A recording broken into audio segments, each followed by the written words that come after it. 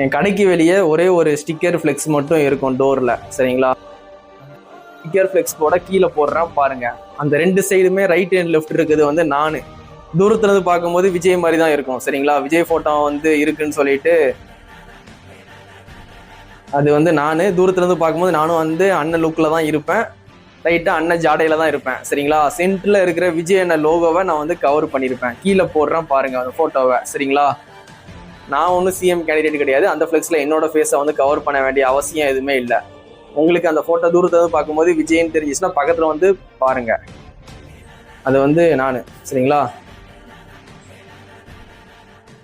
என்னோட பேரும் விஜய் தான். என் ஊர்ல என்னை செல்லமா தளபதின்னு சொல்லுவாங்க. நானும் தளபதி தான்டா. வெளியில அண்ணன் ஃபேஸை வந்து கவர் பண்ணியிருப்பேன், ஃபேஸ் கவர் பண்ணியிருப்பேன், சரிங்களா? 2 நாள் 3 நாள் அந்த ஃப்ளெக்ஸையும் ரிமூவ் பண்ணிடுவேன், சரிங்களா? பண்ணிட்டு வேற ஃப்ளெக்ஸ் போட்டுருவேன். ஏன்னா வந்து சாட்டர்டே சண்டே ஃப்ளெக்ஸு கடை லீவு. டிசைன் கொடுத்தாலும் உடனே வந்து ஃப்ளெக்ஸ் மாற்றிட மாட்டாங்க. ஒரு நாள் 2 நாள் டைம் ஆகும். 2-3 நாளில் இந்த கம்மிங் வீக்ஸில் நான் அந்த ஃபோட்டோவும் நானே கிளியர் பண்ணிடுவேன். வெளியில் அந்த அண்ணன் ஃபேஸை வந்து க்ளோஸ் பண்ணி வச்சதை நானே கிளியர் பண்ணிடுவேன்.